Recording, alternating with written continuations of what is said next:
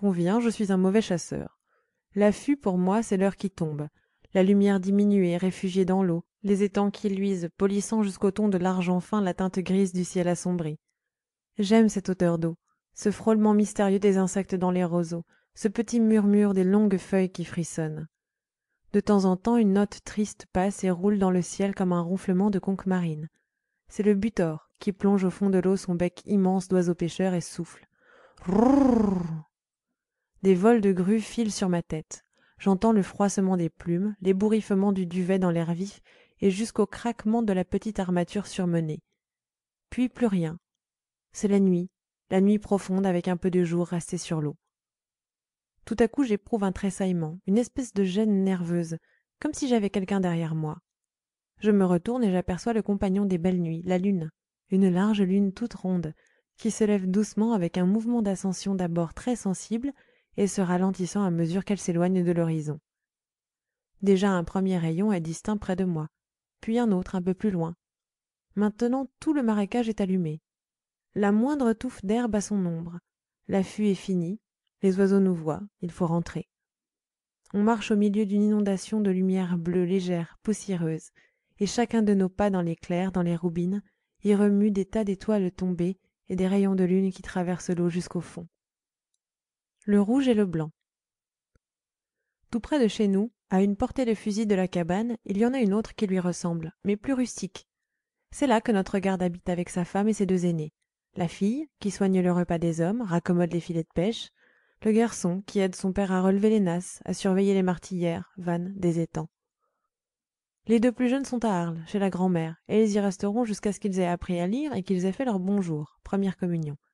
Car ici, on est trop loin de l'église et de l'école, et puis l'air de la Camargue ne vaudrait rien pour ces petits.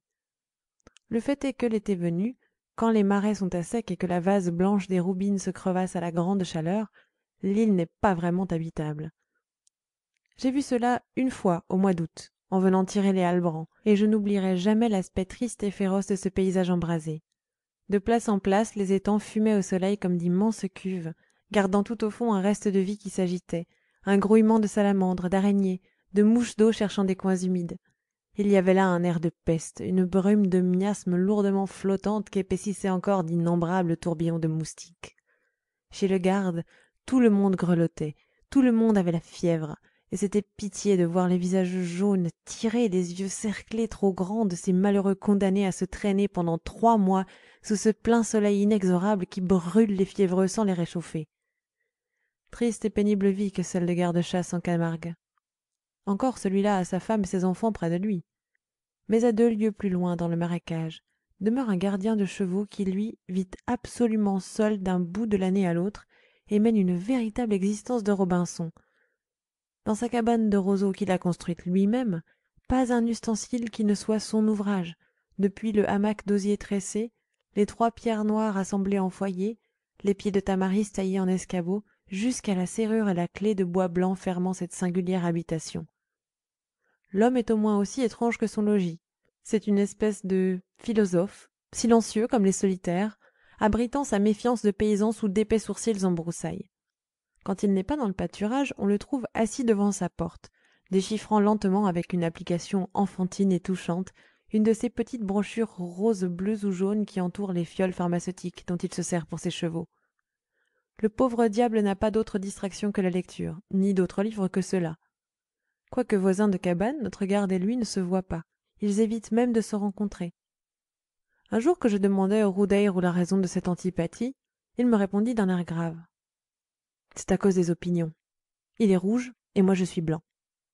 Ainsi, même dans ce désert dont la solitude aurait dû les rapprocher, ces 2 sauvages, aussi ignorants, aussi naïfs l'un que l'autre, ces 2 bouviers de Théocrite qui vont à la ville à peine une fois par an et à qui les petits cafés d'Arles, avec leurs dorures et leurs glaces, donnent l'éblouissement du palais des Ptolémées, ont trouvé moyen de se haïr au nom de leurs convictions politiques. Le Vaccarès. Ce qu'il y a de plus beau en Camargue, c'est le Vaccarès. Souvent, abandonnant la chasse, je viens m'asseoir au bord de ce lac salé, une petite mer qui semble un morceau de la grande, enfermé dans les terres et devenu familier par sa captivité même.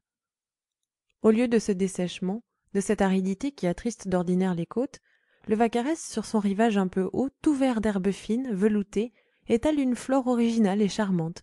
Des centaurées, des trèfles d'eau, des gentianes, et ces jolies saladelles, bleues en hiver et rouges en été, qui transforment leur couleur au changement d'atmosphère et, dans une floraison ininterrompue, marquent les saisons de leur ton d'hiver. Vers 5 heures du soir, à l'heure où le soleil décline, ces 3 lieues d'eau sans une barque, sans une voile pour limiter, transformer leur étendue, ont un aspect admirable. Ce n'est plus le charme intime d'éclairs, des roubines, apparaissant de distance en distance entre les plis d'un terrain marneux, sous lequel on sent l'eau filtrer partout, prête à se montrer à la moindre dépression du sol. Ici, l'impression est grande, large. De loin, ce rayonnement de vagues attire des troupes de macreuses, des hérons, des butors, des flamands au ventre blanc, aux ailes roses, s'alignant pour pêcher tout le long du rivage de façon à disposer leurs teintes diverses en une longue bande égale. Et puis des ibis, de vrais ibis d'Égypte, bien chez eux dans ce soleil splendide et ce paysage muet. De ma place, en effet, je n'entends rien que l'eau qui clapote et la voix du gardien qui rappelle ses chevaux dispersés sur le bord. Ils ont tous des noms retentissants. Cifer, Lucifer, Lestelo, Lestournelo. Chaque bête, en s'entendant nommer, accourt la crinière au vent et vient manger l'avoine dans la main du gardien. Plus loin, toujours sur la même rive, se trouve une grande manado, troupeau, de bœufs, paissant en liberté comme les chevaux. De temps en temps, j'aperçois au-dessus d'un bouquet de tamaris l'arête de leur dos courbé et leurs petites cornes en croissant qui se dressent. La plupart de ces bœufs de Camargue sont élevés pour courir dans les ferrades, les fêtes de village, et quelques-uns ont des noms déjà célèbres par tous les cirques de Provence et de Languedoc. C'est ainsi que la manade voisine compte entre autres un terrible combattant appelé le Romain, qui a décousu je ne sais combien d'hommes et de chevaux aux courses d'Arles, de Nîmes, de Tarascon. Aussi ses compagnons l'ont-ils pris pour chef. Car dans ces étranges troupeaux, les bêtes se gouvernent elles-mêmes, groupées autour d'un vieux taureau qu'elles adoptent comme conducteur. Quand un ouragan tombe sur la Camargue, terrible dans cette grande plaine où rien ne le détourne, ne l'arrête, il faut voir la manade se serrer derrière son chef, toutes les têtes baissées tournant du côté du vent ses larges fronts où la force du bœuf se condense. Nos bergers provençaux appellent cette manœuvre « vire à la base au giscle, tourner la corne au vent ». Et malheur au troupeau qui ne s'y conforme pas. Aveuglée par la pluie, entraînée par l'ouragan, la manade en déroute tourne sur elle-même, s'effare, se disperse, et les bœufs éperdus, courant devant eux pour échapper à la tempête, se précipitent dans le Rhône, dans le Vaccarès ou dans la mer. Fin de En Camargue.